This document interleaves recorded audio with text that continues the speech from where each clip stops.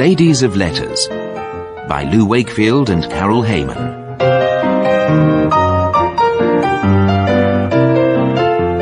"34 Wormwold Way, Heather Green, 14th of July. Dear Vera, thank you for your thank you letter of the 9th. Yes, it was a lovely day.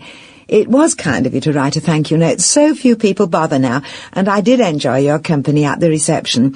It's a shame you live so far away, since we seem to share so many interests. Must close, as Sydney is howling for his tea. He's getting a bit spoilt, I'm afraid. The secret of my taramasalata dip is that I mix the roe with cottage cheese and perhaps a few breadcrumbs. It always proves popular at parties. Kind regards, Irene Spencer." The Gables, Little Potterton, 16th of July. Dear Irene, I quite agree that not enough people bother these days. Courtesy costs nothing, I always say.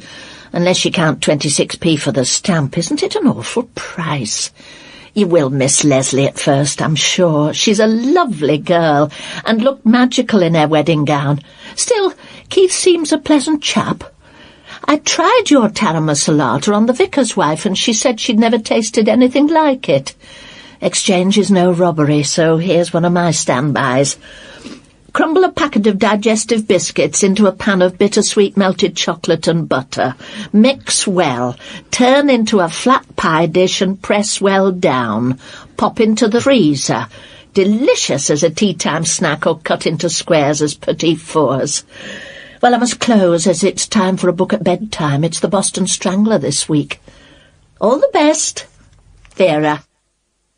21st of July. Dear Vera, your letter has thrown me into utter mental turmoil. I haven't slept a wink since receiving it. Now, I hope this will go no further. I should hate everybody to think I was a fool, even if I am. Of course, you know that I had 100 guests to invite. Well, Leslie and Keith wrote out a list, and Keith's parents and I lost track of who was who. The long and the short of it is, I thought you were one of Keith's family when I met you. It wasn't until in your last letter you said, "Keith seems a pleasant chap," that I had the inkling of an idea that you weren't one of his aunties. Are you one of Leslie's old teachers? Please don't say you are one of my family, or I think I shall go mad. Perhaps I am already. I do forget people's names, and I mislay things constantly. This is how old ladies are supposed to go on, isn't it? But I'm only 62. Now, I hope this won't spoil our friendship, because I did so enjoy your company. I've certainly not danced a tango like that in years, before I was married, in fact. This brings me to my second point. I do remember that we enjoyed a quantity of liquid libation, and in the heat of the moment I might have uttered one or two confidences to you. There are a couple of small things of a personal nature that I'd rather not tell the world and his wife, if you know what I mean. And if I did tell you, then please, please forget them. Oh dear, I'm not usually an emotional person. Perhaps it's the shock of Leslie and Keith deciding to stay a week longer.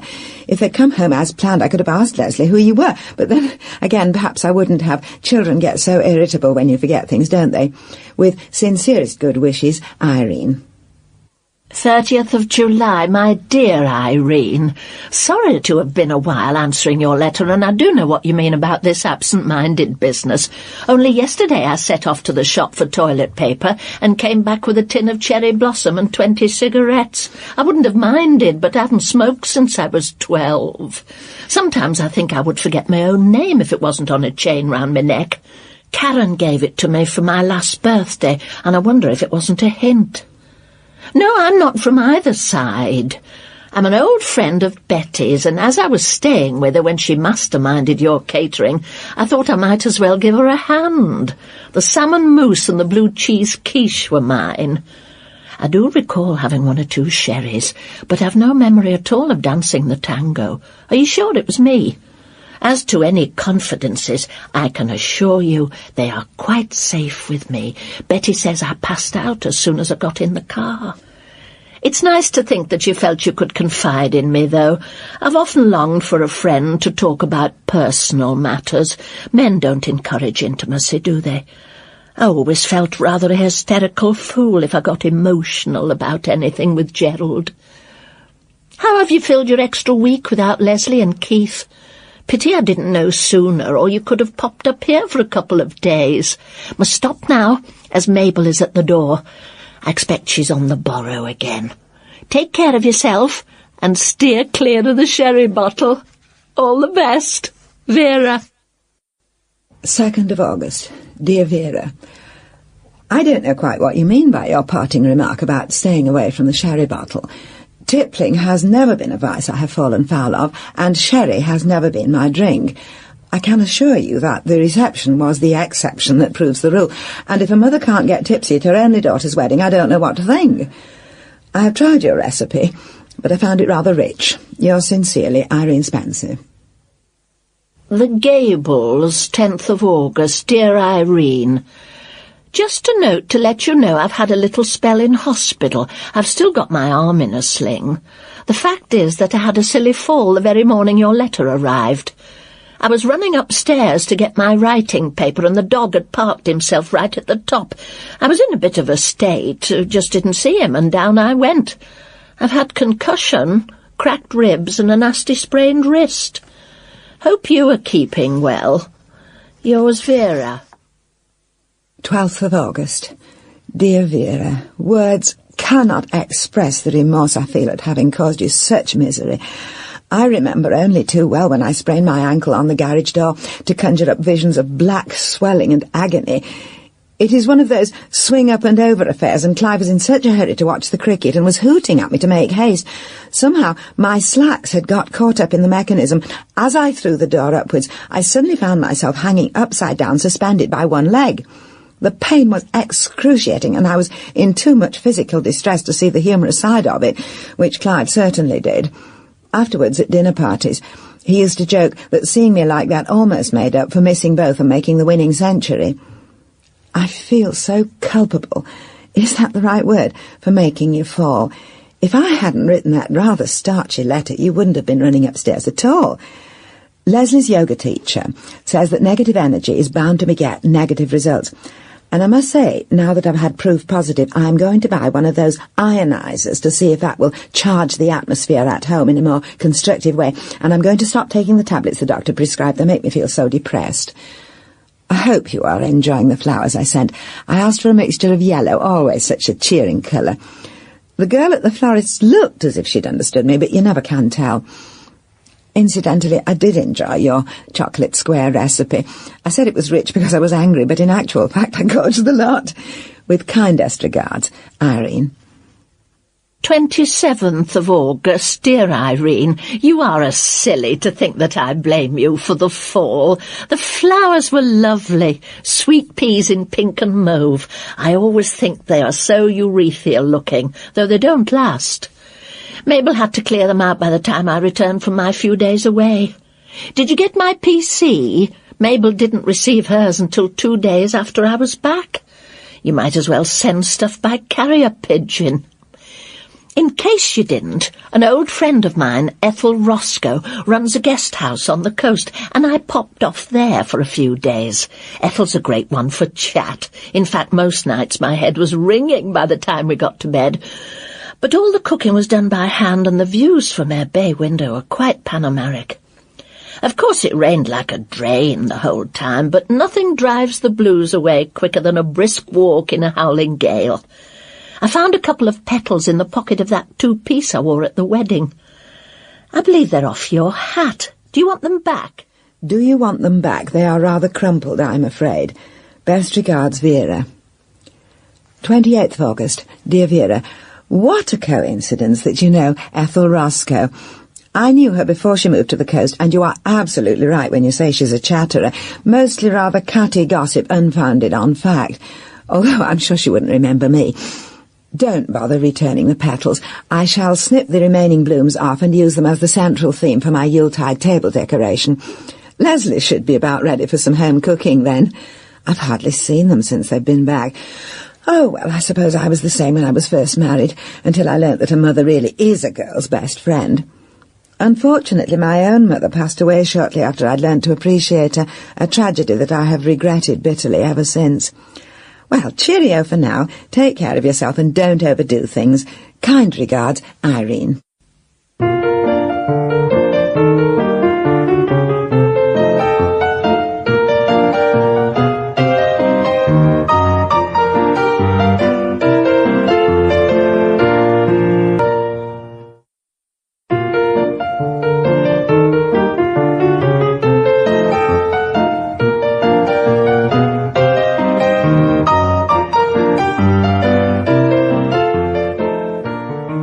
September the 10th. Dear Irene, I've been jamming and pickling like a lunatic. Really, it is silly to do so much, but it's such a hard habit to break, isn't it, doing things for a family? I'm hoping Karen will come for Christmas, so she can take some back. Actually, she's gone terribly faddy with her food and goes berserk about chemical additives. I hope she doesn't count pectin, or I shall have to take the lot to the bring and buy. Yours in haste, Vera. Oh, P.S. Fancy you knowing Ethel. She did mention you, but I always take everything she says with a pinch of salt. October the 3rd. Dear Irene, I've been in such a state since I last wrote that it has taken me all this time to realise I've not had a reply to my last. Are you ill, or has some kind of crisis occurred? I'm up to my eyes in plaster dust and rubble.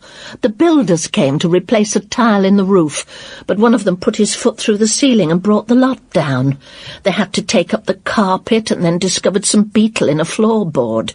Too late I discovered I'm allergic to woodworm spray, and am now attending outpatients for chronic asthma and staying with Mabel Thrush.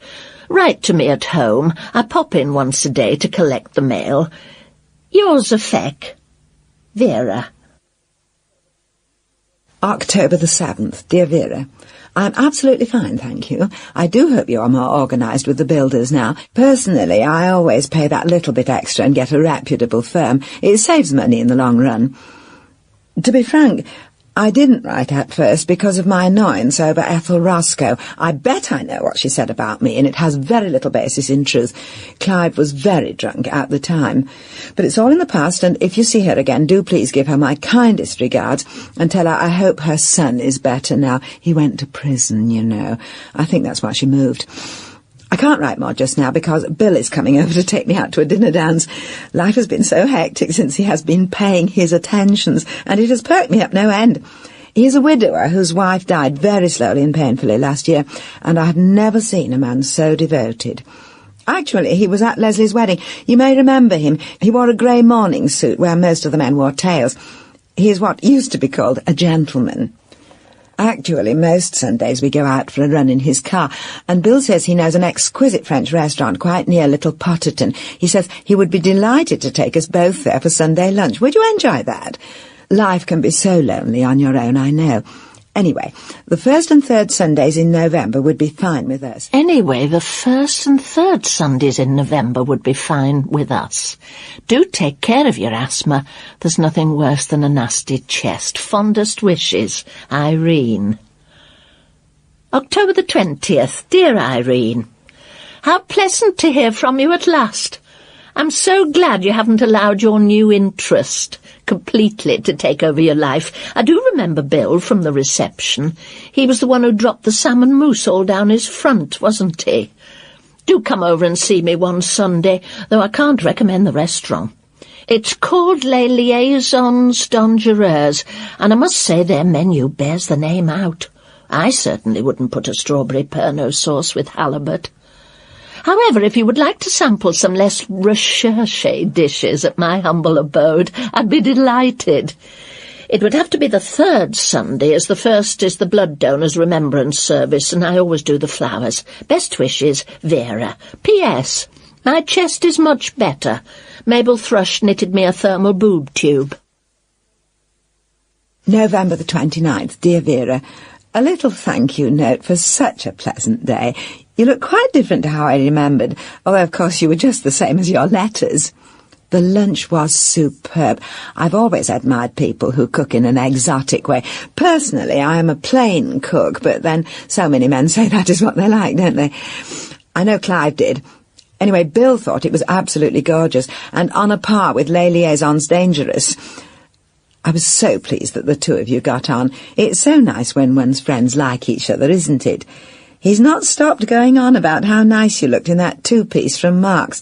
He wanted me to buy one, but when you're slim and fine-boned, you have to be very careful what you wear. What are you doing at Christmas? Is Karen coming home? I'm still hoping that Leslie and Keith will come here, but I dare say Bill will want to see me over the holidays, so it may be just as well if they don't come. Anyway, thank you from us both. You must come here soon. Fond regards, Irene. December the 10th, dearest Irene. It's been all go here since Mabel Thrush went into hospital. Did I mention that she had to have her leg off? I've just come back from visiting now. She'd run out of 2-ply heliotrope and lemon barley water. I said to myself, that puts paid to her having the dog again. She'll never be able to take it walkies. Talking of the dog, I do apologise for his behaviour when you visited. He really doesn't usually make that awful pong. Did you have a good journey back? I thought Bill was a trifle won over the 8. He's written me a very nice note, as a matter of fact. Funnily enough, he's going to be in this area over the break, visiting relations. I'm at a loss over Christmas. Karen still hasn't said a word. I suppose it'll depend upon the state of her relationship. Howard's going to walk the Pennine Way with a friend. Seems a peculiar way to spend Christmas to me. I suppose I will have to have Mabel in, but frankly I'm not getting a huge bird just for me and her and the dog. I suppose you'll be gadding with Bill. How lovely to have some reasons for dressing up. I haven't worn my diamante since the night Gerald died. By the way, I love that tweed suit you were wearing. So comfy looking.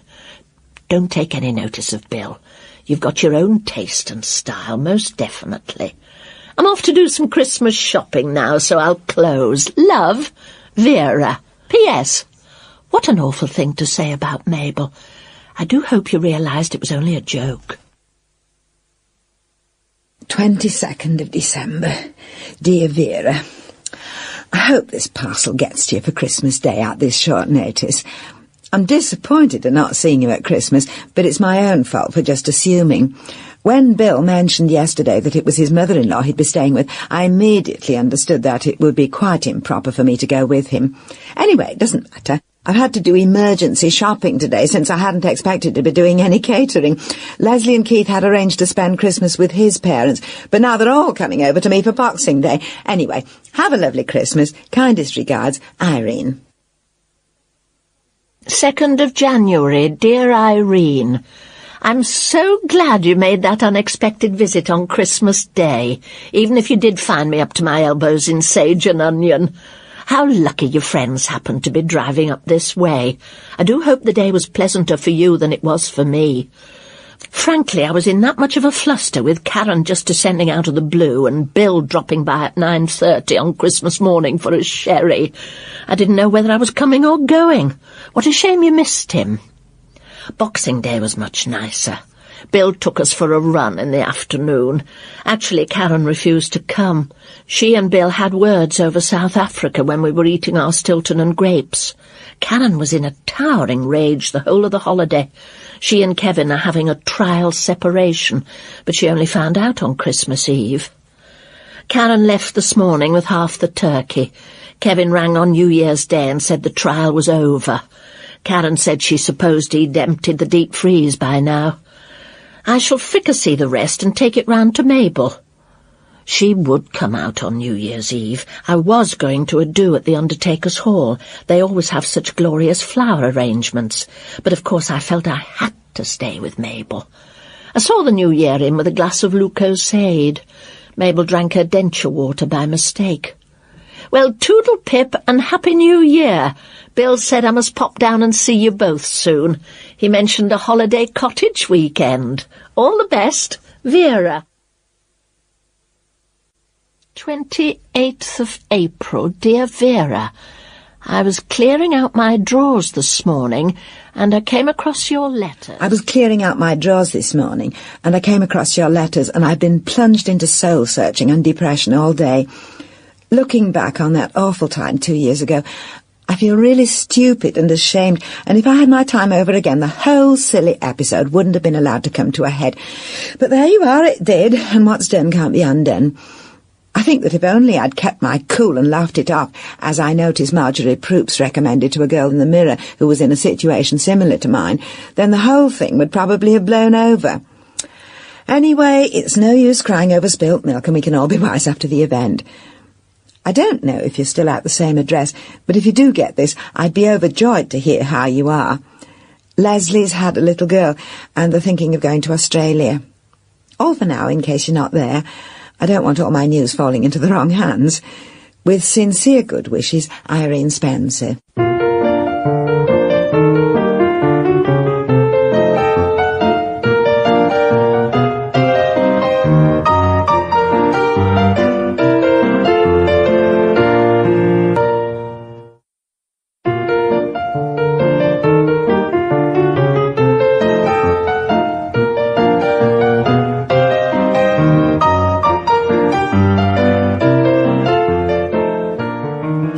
May, dear Irene, I was so pleased to get your letter. I can't tell you how many anguished sleepless nights I've had over the whole thing. So much so that the doctor said if I went on the way I was doing, I would certainly end up in a neck brace. It took me several months to climb out of the slough of despond, and I was very much aided by literature and music. I've cleaned the library out of Barbara Taylor Bradford and found Strauss particularly cheering. I want to put your mind at rest about one thing. Bill and I never meant to end up in bed together. It was all a mistake on the part of the hotel. I did think the suite was rather palatial when I was shown up, but I was tired, so I went straight into the adjoining bathroom and started to undress. Unbeknownst to me, Bill was doing the same thing in his adjoining bathroom. There are two in the honeymoon suite, you see. I came out in my nightie, got into bed, put out the light and dozed off. Bill must have done the same. We never noticed each other, which of course is easily done in a king size. Imagine how we felt when the light snapped on, and there you were with your suitcase. Now, I know what it must have looked like with Bill wrapped round me. As he said to me afterwards, he thought I was a bolster. But I don't think that was any reason for you to storm out. I mean, put yourself in my position. In bed with a stranger and without a scrap of makeup. You weren't the only one in shock. It wasn't until a week later that it struck me as odd that you'd booked the honeymoon suite to begin with. Bill was under the impression that it was a weekend break for 3 singles. I can't deny that it did lead to a greater intimacy between Bill and myself, but that went the way of all things, including the picture window. But I'm as willing as you to pick up the pieces.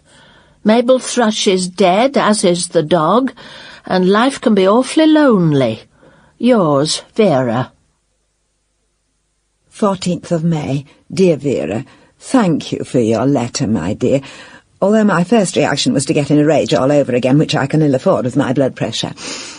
I did not book the honeymoon suite. I did not do the booking at all. Bill did. So what was he up to? I can only come up with answers too far-fetched to contemplate, particularly as Bill married a girl half his age last year and is now a father again. At his time in life, he looks absolutely haggard, serve him right. Anyway, how are you? I'm so sorry to hear about Mabel. You sound a bit down in the mouth. I'm free next weekend and the weekend after. Why don't you come on a visit?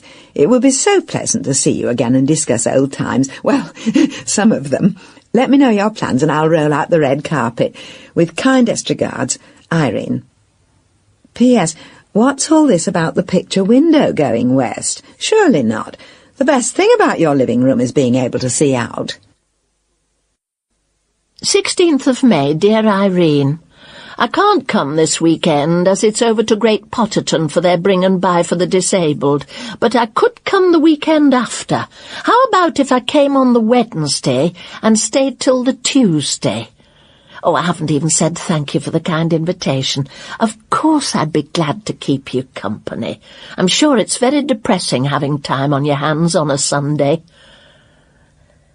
Karen and Kevin have split up. Karen said finding the crab was the last straw. I don't know to which crab she was referring. Children can be such a worry. I haven't seen Howard since he went to live in the country. When he told me he was going to Derbyshire, I thought he meant for the weekend, not for 2 years. Well, got to get stuck into my gattos for the bring and buy. Never mind the red carpet. Have a gin and tonic ready. Warmest regards, Vera. P.S. The picture window is a long story, and I won't bore you with it now, except to say I was very disappointed. I'd always understood reinforced glass was supposed to withstand the heaviest of flung objects. 21st of May, dear Vera. I just nipped down to the village to get some gin. I don't normally keep it in, when I suddenly remembered the Cricket Club Ladies' Night Dance on Friday. Being the widow of an ex-vice-captain, I am, of course, expected to attend, and this year I have been chosen to judge the spot prize, so I raced round to see Arthur Snooshall, still clutching the bottle of gin, I realised afterwards, so I don't know what he made of that. And the upshot was that he'd be delighted to have an extra spare lady, so I hope to goodness that you get this in time to organise a long dress, as it is formal. See you Wednesday. Irene. 1st of June, my very dear Irene. Here I am back in Cashmere and feeling very down in the dumps. Words are inadequate to express my thanks for such a splendid time. I've often thought penning an opera the only really satisfactory way of expressing great emotion. Sadly, I'm not gifted in that direction, though Karen once rudely remarked that I lived my life as though it were one. Which reminds me, you're a dark horse, keeping quiet about that nice young curate Bruce until he appeared at Sunday lunchtime. That was a merry gathering, wasn't it? I do hope he was all right for evensong. What a charmer Arthur Snooshall is! He apologised so profusely, I don't know how you have the heart still to be angry with him. It was an honest mistake and easily made, when you're 3 sheets to the wind. I thoroughly enjoyed presenting the prize, even though I was quite at a loss with the jokes about leg-side wides and maiden overs. Gerald wasn't a cricket player. In fact, all your friends were very hospitable and pleasant. I don't know why you warned me about Dorothy Bickerstaff. She had nothing but kind words to say about you, including that Clive had led you a dog's life. Your cooking was, well, what can I say? Prolific. Don't forget to put in that recipe for the mulled wine. Your curate certainly enjoyed it. Oh, dear, the phone. That was Karen. Apparently she's coming on a visit. Better close now, as I must scurry round and get some food in. With a million thanks, Vera. 4th of June, dear Vera. You may not be aware that my maiden name was Onions. When I was a child, I tried to honour my father and my mother, who sacrificed everything for my education at Tavistock Road School for Girls by working hard and trying to excel, despite the fact that I have never been a top-notch intellectual. You can imagine my delight, therefore, when in my last year I was awarded a beautifully bound copy of the King James Bible for neatness. I remember to this day the pride with which I took my place on the platform to receive it, in my darned but immaculate school uniform, and for the occasion a borrowed pair of white kid gloves. The school hall resounded with cheers, and I was happier than I have ever been. On returning to my place, however, I opened the book only to see not my name, but Irene Springthorpe's, the girl who had head lice in 4B. Miss Frobisher assured me that it was an obvious error and offered to have it scratched out and amended, but as it was a prize for neatness, I naturally declined. I can never open that Bible without being filled with a sense of cruel injustice. The handing out of the spot prizes this year was to have been an honour bestowed upon me by the club in recognition of my doing the catering for the players' refreshment for 25 years, and carrying on to this day, despite my husband not playing for the team after he died 3 years ago. I can forgive Arthur his mistake, but I find it very difficult to come to terms with your selfishness in not pointing it out and just capitalising on it to hog the limelight. As for your allegations about Bruce and myself, I can assure you that our relations go no further than his kind offer to help me out over a couple of sticky points in St. Paul's epistle to the Ephesians. I trust you will take this letter in the spirit it is intended. I trust you will take this letter in the spirit it is intended, and that you will try to have more thought for others instead of sailing gaily through their lives, treading on their corns. Kind regards, Irene. 12th of June, dear Irene. I am sorry about your awful childhood. It excuses a lot. I told myself again how lucky I was, always at the centre of a group of friends and admirers. Speaking of which, Eric Glendower is coming up the path, so I must finish this later. He wanted me to sponsor him for a swim. I said yes, as I'm sure he'll never go over 3 lengths. His pacemaker couldn't take it.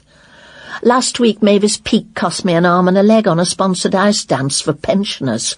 Actually, she cost herself an arm and a leg.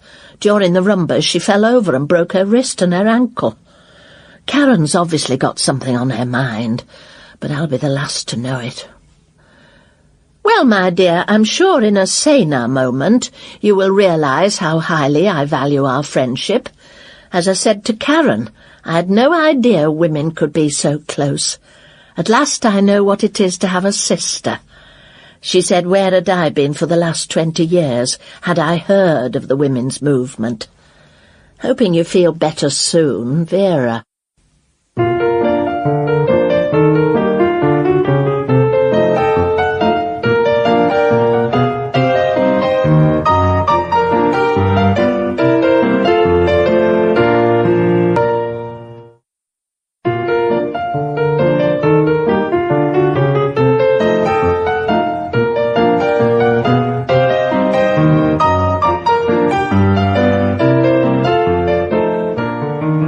20th of June, dear Vera. Where are you? I've been trying to phone you and you're never in. The worst has happened. Keith got the job in New South Wales and he and Leslie left yesterday. I've been sobbing for days. Not to see my Cheryl Marie grow up is the cruelest thing Leslie could ever do to me, and she's done some things in her time. And they've left me with her house to sell and arrange shipment of furniture. Why couldn't Leslie have stayed to do that herself? And how irresponsible for the 3 of them to fly out on the same plane. You never catch the royal family doing that, and they are seasoned air travellers. It's 5 a.m, and it's too late to go to bed now. I couldn't sleep anyway, despite the brandy I've taken to dull my emotion. I have never felt so alone. Please come and help me out, Vera. I really need a friend. I'd ring the Samaritans, but I don't know their number. Leslie just rang, bubbling over to say they'd arrived safely. She seems incapable of grasping the fact that if I'd been asleep, she'd have woken me up. I suppose now I'm going to have to face years of sleepless nights wondering if she's going to ring. Yours in distress, Irene. 24th of June. My dear Irene, I nearly wept when I read your letter. To be honest, I had plenty to weep about. You couldn't get me as I was away looking after Karen. I was rung up in the middle of the night last Tuesday by some hospital orderly, saying they'd found my name in Karen's file of facts under next of kin, and could I come immediately? The hospital was in semi-darkness. I believe they're economising on electricity. And a very junior night nurse eventually located Karen in the Margaret Hilda Roberts ward, a desolate room, empty but for a single bed and a do-it-yourself first aid kit. Karen was asleep. Oh, Irene, what a blessing it is that you're such a good friend, and so far away. If I confided this to anyone here, it'd be round the village in seconds.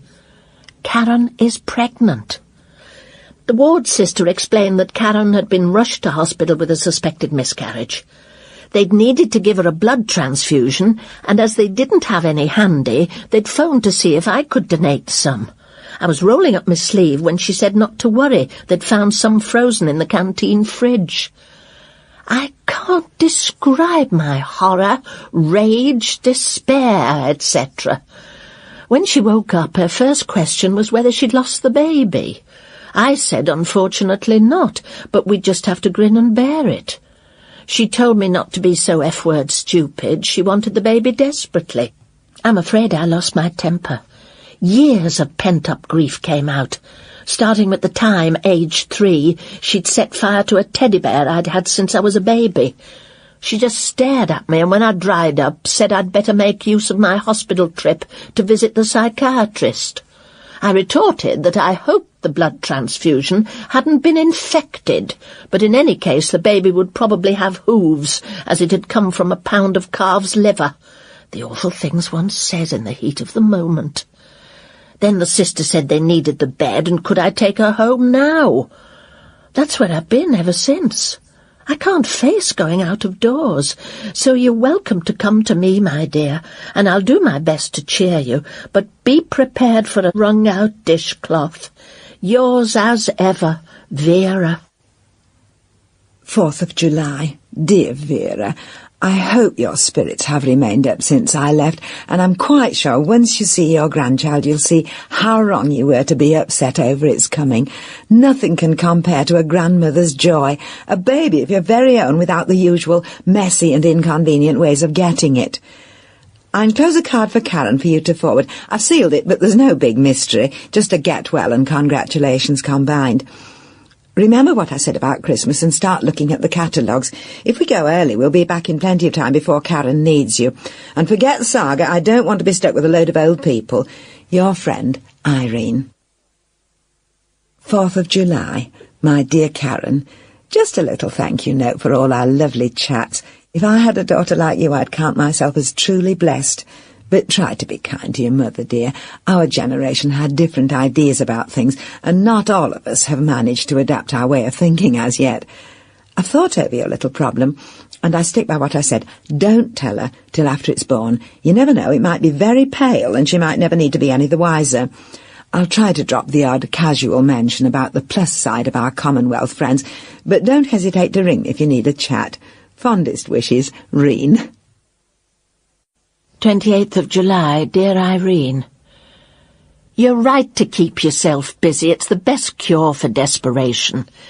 I have scoured the house from top to bottom and finally tackled Gerald's cupboard, which I haven't been able to touch since he died. And I wish I'd let well alone. I found some things of a deeply distressing nature, of which I will only say that now I see where Karen gets her depraved behaviour. Howard, thank God, has always favoured my side. He's such a dear. His invitation to visit the Derby Dales came just in the nick of time, and I'm off there for the weekend. He and Anthony live in a converted sheep bothy and are turning it into an alternative health and therapy centre. They make sheep's yoghurt and take turns to comb their flock. You wouldn't believe how untidy they get, he tells me. Well, I'll see for myself tomorrow. All the best, Vera. P.S. My phone's been off the hook, as I've been getting nuisance calls. 19th of August. Dear Vera, what a happy few days I've had having Karen here. Your daughter is such a lovely girl. I hope you've got over having the hump with us now. I had no idea she was planning to visit, and I don't think she did till she was halfway up the motorway. I don't know where you get your conspiracy ideas from. Karen said you'd been watching too much Dynasty. I'm really writing to find out your views on the Caribbean halls. If we don't book soon, we'll be bitterly disappointed and end up going somewhere we don't like with no bathroom facilities. I hope you don't mind, but Karen confided in me about Howard. I think you're marvellous accepting it so naturally. But it seems strange to me that you can forgive Howard for the way he is, yet can't seem to come to grips with Karen. I mean, any girl can make one mistake and catch her toe, but Howard must be sinning on a nightly basis. Is it because he's your son, do you think? I've always been very grateful for not having had a boy. I know I would have spoiled him to death. I suppose that most boys in Howard's predicament have had a very emotional relationship with their mothers. The house feels very empty without Karen, and I'm starting to have wanderlust again. I could come and look after you for a few days next week or the week after, but not the week after that, as that is when they are sending the bulldozers in to start on the nuclear dump under the golf links, and we're having a sit-in on the 18th tee. I don't know what I'll wear. Hurry up and decide about our halls. Warmest regards, Irene. 25th of August, dear Irene. I got stuck in the automatic bus doors on Friday and was cursed by the driver in fluent Caribbean. I've quite gone off it for a holiday. As for your obscure remarks about Howard, they are both puzzling and hurtful. I've always known Karen was deeply jealous of her brother, but I had no idea she went around fabricating stories about his relationship with me. What is she suggesting? I can't see a thing wrong with vegetarianism. And if you consider a few pints after a hard day's colonic irrigation sinning, then you're even more narrow-minded than I thought. I'm afraid it's not convenient for you to visit at the moment, as I've invited Ethel Roscoe. She's such good company, always up for a gossip and a giggle. Good luck with the sit-in. I should wear that bathing costume you impulse bought last summer. Should be enough to frighten a bulldozer. Yours, Vera. P.S. I've discovered it is Arthur Snooshall who's been making the nuisance calls. If his wife thinks she's happily married, I can only say, poor creature. The Manse, the Green, Heather Green, 6th of October. Dear Mrs. Small, I wonder if you remember meeting me. I wonder if you remember meeting me at the luncheon table of our mutual friend, Mrs. Irene Spencer. I found your address in her book, and take the liberty of writing, which intrusion I hope you will forgive in the circumstances. You may be aware that we in Heather Green and surrounding parishes mounted a demonstration against the building of a nuclear waste dumping site a few weeks ago, but you may not have read of the consequences of this peaceful protest. I enclose a cutting from the Micklechester Mercury and draw your attention to the 5th paragraph. A sex-mad granny, 83, as yet unnamed, wearing only a multicoloured lurex bathing costume and high heels, maliciously headbutted a bulldozer driven by a Mr. Ken Haggard. Allegations that the ageing beauty queen had been trying to warn Mr. Haggard of a small child in his path have proved groundless. The lady in question was our mutual friend. Irene came out of her coma early last week, and most of the injuries are nearly completely healed. However, she is suffering from almost total amnesia, and since she is to be returned to the community soon, I'm wondering if you might help. I know that she regards you as her closest friend. Her first and only words on regaining consciousness were, "You told me it had frightened the bulldozer, Vera." Since then, she has become a deaf-mute. The doctors feel that if her old friends were to remind her of themselves and their common experiences, then her memory and her ability to communicate may be restored. Could you find time to jot her a few lines, even if only to talk about the war, which made a great impression on people of your generation? I do hope you may be able to help, as I am soon to take up my duties in my new parish, and it would be a comfort to know that a good friend was taking responsibility for her recovery. God bless and keep you. Yours, Bruce.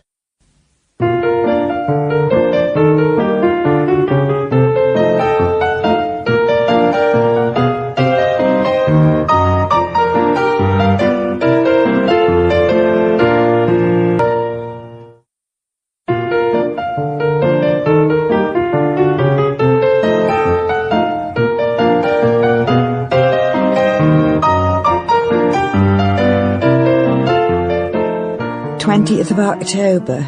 Dear Mrs. Small, thank you for your kind letter, which the hospital forwarded to me today.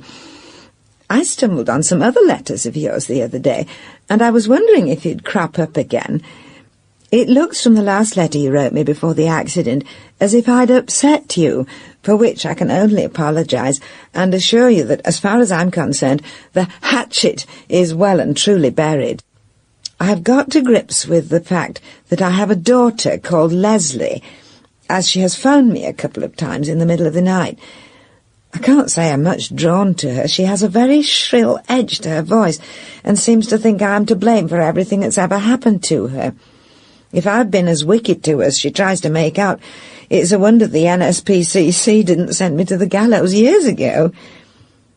I see from the newspapers that I used to be sex-mad, but I can't say I've had many stirrings since. My solicitor says that we must sue for loss of sex drive, but I'm in enough trouble already without aggravating the police. I'm to be charged with obstruction and wilful damage to a bulldozer, which all sounds a bit far-fetched to me. It was interesting to read your reminiscences about the war, and it reminded me that the day war broke out, I started my periods, which seemed to me to be much more important at the time. As you say, the things you remember. I hope you write to me again soon. Everybody round here seems a bit embarrassed that I don't know them, but you seem much more fun. I hope the second time around you choose me for your friend again. Can I call you Vera? With love and gratitude, Irene Spencer. 30th of October. My dear Irene, I was very touched. Of course you can call me Vera. Talking to you about the war has set off a lot of reminiscences. I got an old photograph album out of the attic and had a flick through. I did laugh. Those trousers. We all seemed so happy. You wouldn't have thought there was a war on. I couldn't put a name to all the faces, but I did remember Gerald, my husband, who was jolly good-looking in uniform, but terribly wet at kissing. Which brings me to your point about sex drive. I never knew I had one until Gerald died, but looking at those pictures brought it all back to me. I felt a most peculiar stirring. I hope you don't mind my getting personal. It might be useful to your solicitor. It was something like a hot flush, but pleasanter. I got quite angry thinking about all we'd missed. You see, I was rather sheltered from life. My mother was a very reserved woman and never mentioned anything personal. The day my period started, I was too frightened to tell her. I ran down the road to my school friend Jeanie, who gave me an aspirin and the doings. Till the day she died, my mother never knew I menstruated. Heaven knows where she thought I got Karen and Howard. I sometimes wonder myself. Well, my dear, all for now. I hope you're eating plenty of fish. Let me know if you'd like a visit. Yours very affectionately, Vera. 4th of November. Dear Vera, thank you for another lovely letter. My recovery is going apace. I got my hearing back before leaving hospital, which hasn't been much of a comfort, since the only people who have been speaking to me are that awful girl, Leslie, my solicitor, who keeps saying, that'll be another £100, please, and the police, and the conversations have been rather one-sided. However, a few days ago when I was out shopping, a young man grabbed me by the collar, shoved a water pistol in my face, and said if I didn't give him my pension and my jewellery, I'd be dead. Before I knew what I was doing, I'd stamped on his instep, elbowed him in the solar plexus, and picking him up off the floor, hissed, stealing from the elderly shrinks your ghoulies, you worthless hemorrhoid. I don't know who was more surprised, him or me. Imagine those being my very first words. I went straight back home and tried practising in front of the mirror, but so far all I can seem to manage are rude words. The strange thing is, I don't seem to care about the impression I make now. Maybe I should have had a blow to the head years ago. I feel unconstrained, as if I finally managed to get to the powder room and take off a crippling corset. Some days I wake up and think, I really should do that dusting, and then I think, sod that for a game of soldiers, and I go swimming. Last night I went to the pictures on my own and had a bag of popcorn and a hot dog and thoroughly enjoyed myself. The girl looked at me a bit askance when I asked for one to see, rain bollocks, but what do I care? If that boy Dustin Hoffman can get work with his appalling disabilities, then I can certainly pay my way to watch him at it. If you feel like taking a real risk, I'd quite fancy an outing with you in the not-too-distant. What do you say? Could you cope? Write and let me know soon. I've got to go now, as there's a man at the door wanting to read the frigging meter. Lots of love, Irene. Grosthorpe Police Cells, 18th of November. Dear Vera, as you can see from the above address, I am in dire straits and beg you to help. When I got off the train at Grosthorpe coming back from you, I bumped into Reverend Bruce, who was about to get his train to take up his new duties. A few parishioners were with him, and after we'd put him on the train, we decided to go and have a coffee. But as we were walking down the High Street, Veronica St. John spotted us and asked me how I was and how I'd felt about being charged. We were all getting quite heated, and the next thing I know, I'm being bundled into a police car, charged under the Public Order Act. Apparently you aren't allowed to talk to more than one person at a time in the street these days, otherwise you're inciting them to riot or something. Of course, my swearing affliction didn't help. You can imagine my surprised response to the two young officers who arrested me, or rather, I hope you can't, as I believe I surpassed myself this time. This morning, I was remanded in custody awaiting trial, which could be for anything up to 2 years, apparently, owing to the queues. I'm beside myself about Sydney. Could you please get him for me and look after him until my return? I know it's a big favour to ask, but you were the only person I've ever seen him register affection with besides myself. Apart from all this, I had a thoroughly enjoyable weekend with you, notwithstanding the drama at the play. I'm so sorry my memory had to return all in a rush like that during the quiet scene in the second act. I must say they were very decent about it in the bar afterwards. My spirits have risen since a kind WPC showed me yesterday's Mercury. Marjorie Bostock and the girls are organising an Irene Spencer is innocent bring and buy to try to raise my bail. I hope it's a good turnout, as it's been... I hope it's a good turnout, as it's been set at £250,000. Lots of love, Irene. P.S. Sydney hates tin food of any kind except salmon. 26th of November, my dear Irene. I've collected Sydney, and he was glad to see me. I didn't have any salmon handy, so I gave him a tin of snails Howard bought on his last duty-free trip, and he wolfed them. I'm mustering everyone from here. The great Potterton players have really entered into the spirit, and are going to mount a special show. I think it's O Calcutta. Must go. Sydney's barking. All my love, Vera. H.M. Prison Ship, Pride of Cleveland, 12th of December, my dear Irene. I've always wanted to visit one of Her Majesty's residences, but would have preferred it to have been Buckingham Palace. 2 days after I sent off your last letter, Customs and Excise dropped in, through the skylight. Apparently they suspect me of being an international drug runner, but this I only learned after they'd smashed my entire collection of Port Merion teapots. They demanded to know who or what was Sydney. I should have thought that was self-evident, as the poor lamb was howling more ear-shatteringly than the hound of the Baskervilles, but they persisted in thinking he was a euphemism for drug abuse, as is salmon, crack, and snails, a type of psychedelic substance which makes you feel like a giant. This is being smuggled out for me by a charming Jamaican girl with whom I've been sharing a cell. She's going on parole today, and thinks she may stay out long enough to post a letter. Well, my dear, I must close, as Maxine is eager to be off. Keep your pecker up. Love, V. Cell 214, H.M. Prison Ship, Pride of Cleveland, 20th of December. My dear V, what a chapter of incidents and coincidence. I have just heard on the grapevine that you and I are in the same boat, so to speak. Maxine was picked up almost immediately for possession of an offensive weapon, her afro comb, and was very upset not to have had time to post your letter. Imagine her surprise when she found she was sharing a police cell with me.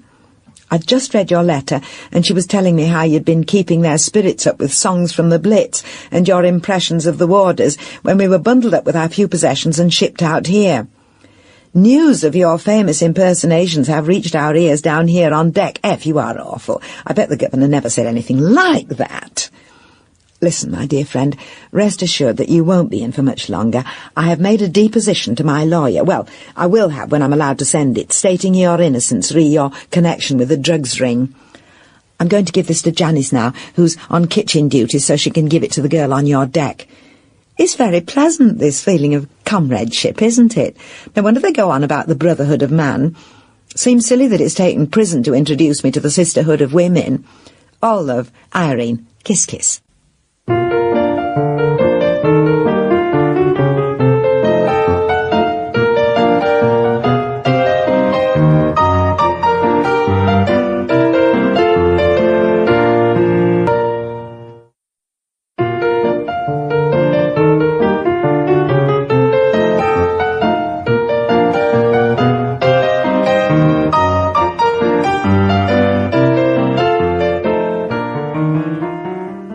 Care of Sheep Dipper's Shed, 10th of May. Dear Vera, I don't know what right you've got to get shirty with me.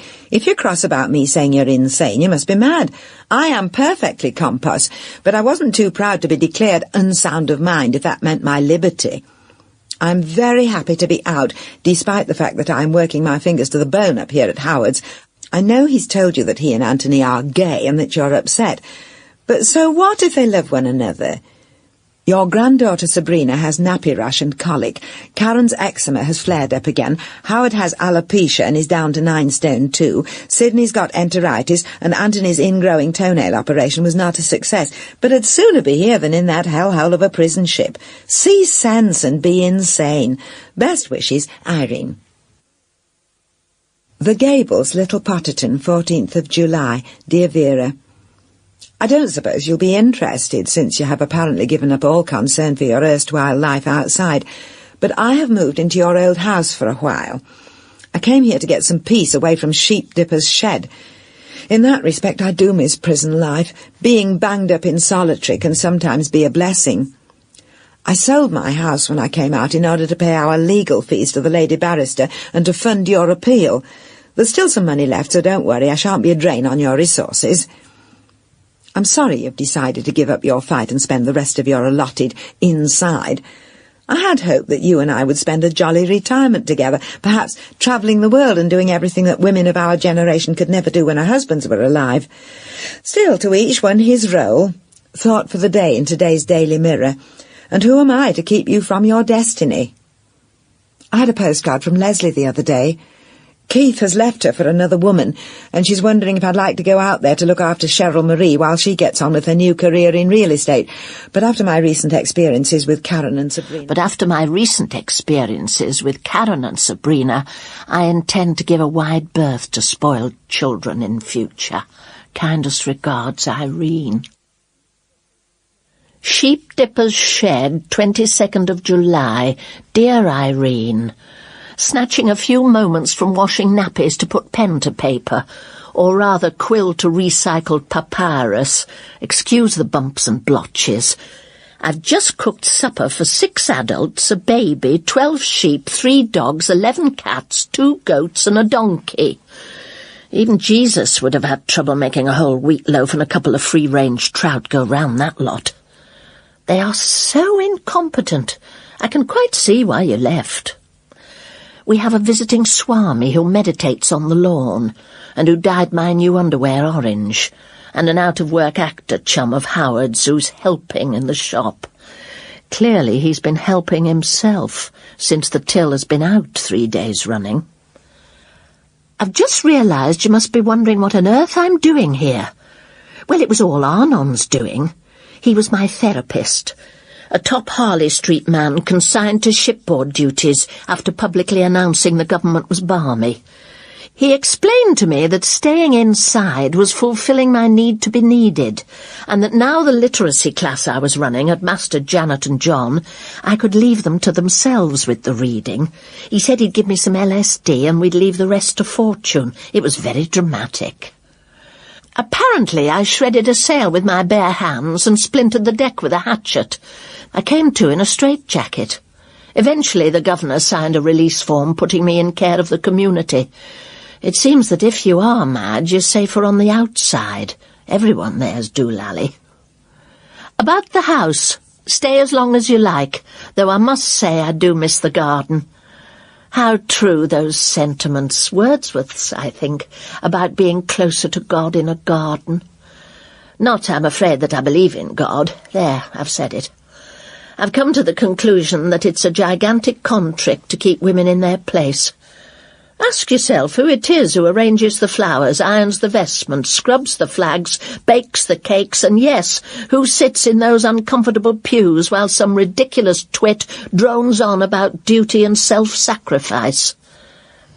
Your offer of a touring retirement in parts unknown is certainly very attractive, but what, I wonder, would we fund it with?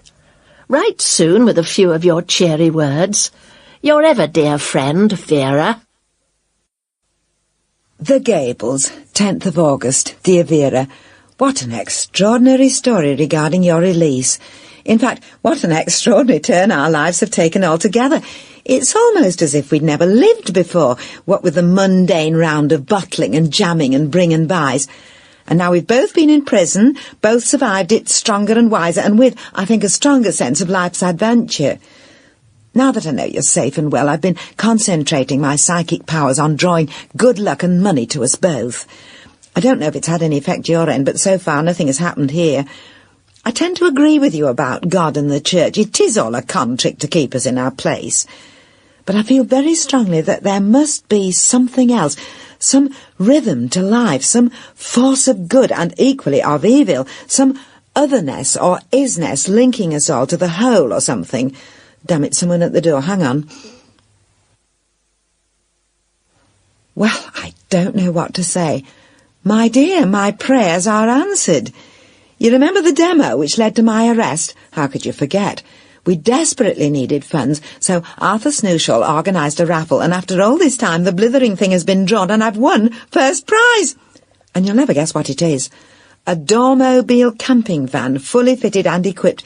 It's a home, Vera, on wheels. What adventures we could have. Are you game? Do say yes. Let's take off and see the world. I've always wanted to, but never got past Marbella. Vera, this proves my point.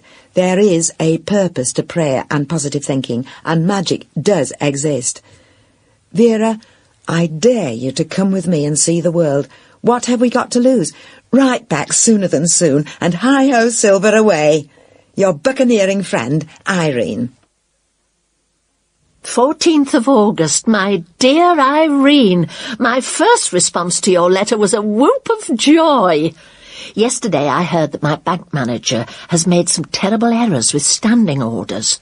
As a result, I've defaulted on all mortgage and life insurance payments, and the building society are about to repossess. Let them. I'll cash in what's left of the life insurance. I was only hanging on to it to pay for my funeral. And up and away! I can't wait to be tucked up in those dear little bunk beds. Later. By the by, how big is this Dormobile?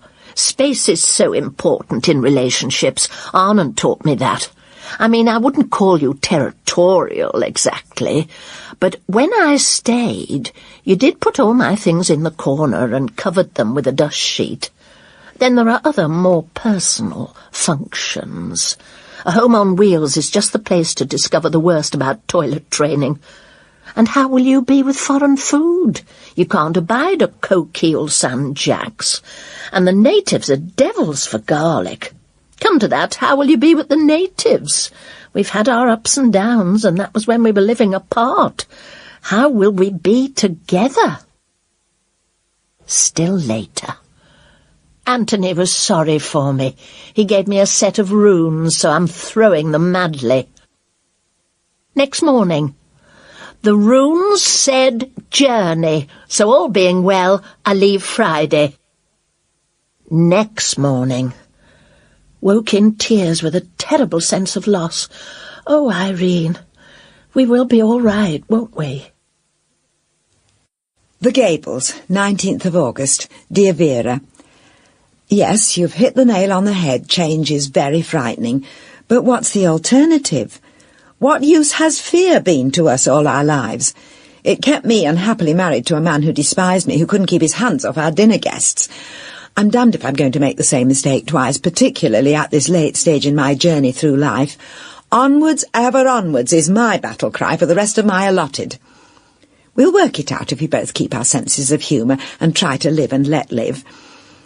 But just in case we temporarily lose our sense of humour, perhaps we should make a rule, like counting to 10 before we speak again, or saying sollox like Amanda and Elliot in Private Lives.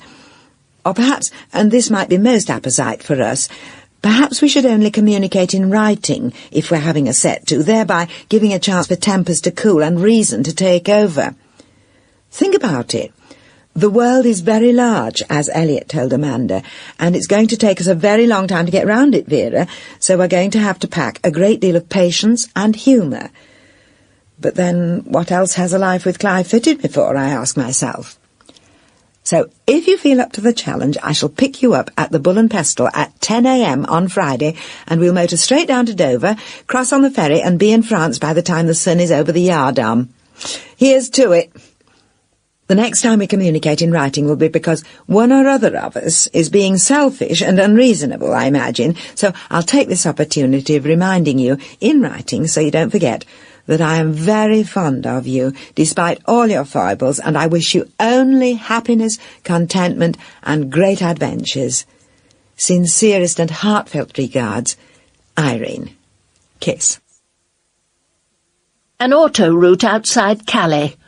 26th of August. Irene! When I screamed right, right, I was not agreeing that the driver of the approaching truck was a blithering froggy cretin. I was in fear of my life. They drive on the right in this country. Oh. P.S. I counted to 10 before I wrote this, but at this rate it needs to be 40. The.